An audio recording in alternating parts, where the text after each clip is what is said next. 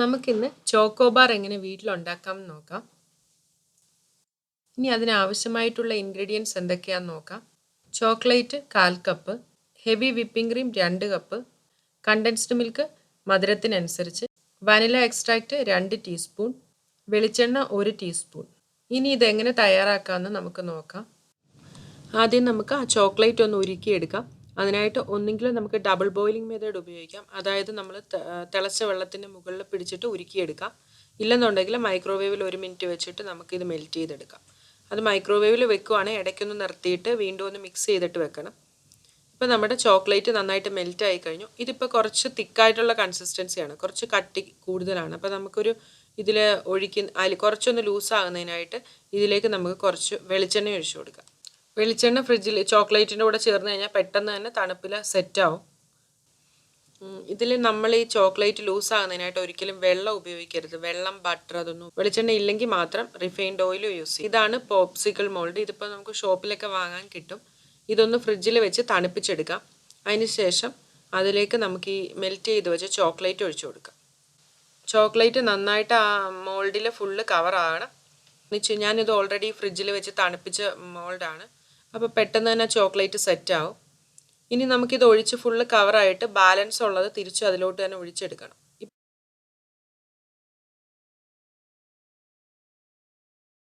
ഇപ്പോൾ 6 മോൾഡും ഞാൻ ചോക്ലേറ്റ് നന്നായിട്ട് ഒഴിച്ച് നന്നായിട്ട് കവർ ചെയ്ത് വെച്ചു. ഇനി നമുക്കിത് ഫ്രിഡ്ജിൽ വെച്ച് ഫ്രീസറിൽ വെക്കണമെന്നില്ല.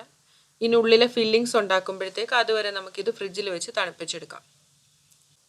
ബാക്കി വന്ന ചോക്ലേറ്റ് അതേപോലെ തന്നെ നമുക്ക് ഫ്രിഡ്ജിൽ വെച്ചിട്ട് അത് പിന്നീട് ആവശ്യമുള്ളപ്പോൾ നമുക്ക് ഉപയോഗിക്കാം. ഇതിലേക്ക് ഫില്ല് ചെയ്യാനുള്ള വാനില ഐസ്ക്രീം ഉണ്ടാക്കാം നമുക്കിനി. നമുക്ക് ഈ ബൗളും ഫ്രിഡ്ജിൽ വെച്ച് തണുപ്പിച്ചെടുത്ത ബൗളാണ്. നമുക്ക് ആ വിപ്പിംഗ് ക്രീം ഒഴിച്ചിട്ട് നന്നായിട്ട് ബീറ്റ് ചെയ്തെടുക്കാം. ഇപ്പം കുറച്ച് കൂടുതൽ സമയം എടുക്കും. ഇത് നന്നായിട്ടൊന്ന് സ്റ്റിഫ് ആകുന്നതിന് കുറച്ച് അധികം സമയം എടുക്കും. അതുകൊണ്ട് നമ്മൾ കൈ വെച്ച് ബീറ്റ് ചെയ്യാനിരിക്കുവാണെങ്കിൽ ഒരുപാട് സമയം എടുക്കും. അതുകൊണ്ട് ഒരു ഹാൻഡ് മിക്സർ ഉണ്ടെങ്കിൽ അത് വെച്ച് ബീറ്റ് ചെയ്യാം. ഓവറായിട്ട് ബീറ്റ് ചെയ്ത് കഴിഞ്ഞാൽ ഇതിലെ ബട്ടർ സെപ്പറേറ്റ് ആവും. അതുകൊണ്ട് നല്ല സ്റ്റിഫായി കഴിയുമ്പോൾ ഇത് സ്റ്റോപ്പ് ചെയ്യണം.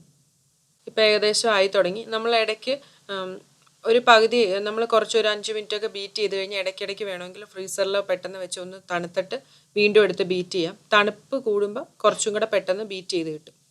ഇപ്പോൾ ഏകദേശം നല്ല സ്റ്റിഫായി നല്ല പീക്ക് ഫോം ആയിട്ടുണ്ട്. ഇതേപോലെ കിട്ടണം നമുക്ക്. ഇതിലേക്കുള്ള സ്വീറ്റൻഡ് കണ്ടൻസ്ഡ് മിൽക്കും വാനില എസൻസും ചേർത്ത് കൊടുക്കാം. ഇത് നന്നായിട്ടൊന്ന് മിക്സ് ചെയ്തെടുക്കാം. നമുക്ക് കണ്ടൻസ്ഡ് മിൽക്ക് ഒഴിച്ച് കഴിയുമ്പോൾ കുറച്ചൊന്ന് ലൂസായി തുടങ്ങും. നന്നായിട്ടൊന്ന് മിക്സ് ചെയ്തെടുക്കാം. കേക്കൊക്കെ ഉണ്ടാക്കുമ്പോൾ അതിന് മുകളിൽ ഐസിങ് ചെയ്യാനായിട്ട് ഉപയോഗിക്കുന്നതാണ് വിപ്പിംഗ് ക്രീം. അത് ഓൾറെഡി നമ്മൾ വിപ്പ് ചെയ്ത് പാക്കറ്റിൽ റെഡി ടു യൂസ് ആയിട്ട് നമുക്കിപ്പോൾ വാങ്ങാൻ കിട്ടും. അത് മേടിച്ചിട്ട് വേണമെങ്കിൽ അതിൽ കണ്ടൻസ്ഡ് മിൽക്കൊക്കെ ആഡ് ചെയ്ത് എസൻസ് ആഡ് ചെയ്തിട്ട് വേണമെങ്കിലും എടുക്കാം. അതിനുള്ളിലേക്ക് ഫില്ല് ചെയ്യാനുള്ള വാനില ഐസ്ക്രീം റെഡി ആയി കഴിഞ്ഞു. നമുക്കിനി ആ പോപ്സിക്കിൾ മോൾഡിലേക്ക് തണുക്കാൻ വെച്ചതാണ്. അപ്പോൾ അതിൽ ചോക്ലേറ്റ് ഓൾറെഡി കവർ ചെയ്ത് നമുക്ക് തണുക്കാൻ വെച്ചിട്ടുണ്ടായിരുന്നു. ഇനി അതിലേക്ക് നമുക്ക് ഈ ഐസ്ക്രീം ഫില്ല് ചെയ്ത് കൊടുക്കാം. എന്നിട്ട് അതിൻ്റെ ലിഡ് വെച്ചിട്ട് ക്ലോസ് ചെയ്യാം. എന്നിട്ട് ഇതൊരു 6 മണിക്കൂർ അല്ലെങ്കിൽ ഇത് സെറ്റ് ആകുന്നിടം വരെ ഫ്രീസറിൽ വെച്ച് തണുപ്പിച്ചെടുക്കാം. ഇനി അതിനുശേഷം ഇതിപ്പോൾ ഒരു 6 മണിക്കൂറോളം ആയി, നന്നായിട്ട് സെറ്റ് ആയി കഴിഞ്ഞു. ഇനി നമുക്കൊരു കപ്പിൽ കുറച്ച് വാം വാട്ടർ എടുത്തിട്ട് അതിൽ ഇതൊന്ന് ഡിപ്പ് ചെയ്യാം. 1 സെക്കൻഡ് ഒന്ന് ഡിപ്പ് ചെയ്തിട്ട് അപ്പോൾ പെട്ടെന്ന് തന്നെ മോൾഡിൽ നിന്ന് അത് വിട്ട് വരും. ഇല്ലെന്നുണ്ടെങ്കിൽ അത് സ്റ്റിക്കായി പോവും. ഇപ്പം നമ്മുടെ ചോക്കോബാർ റെഡി ആയി കഴിഞ്ഞു. അപ്പോൾ ബാലൻസ് ഉള്ള ഐസ്ക്രീം നമുക്ക് ഒരു ഫ്രീസർ സേഫ് ആയിട്ടുള്ള കണ്ടെയ്നറിലിട്ട് ഐസ്ക്രീം പോലെ സ്കൂപ്പ് ചെയ്തെടുത്ത് കഴിക്കാം സെറ്റായി കഴിയുമ്പോൾ. ഇപ്പോൾ ഇത് നമ്മുടെ ചോക്കോബാർ റെഡിയായി. ഇത് വളരെ ഈസിയാണ്. എല്ലാവരും ഒന്ന് ട്രൈ ചെയ്ത് നോക്കണം.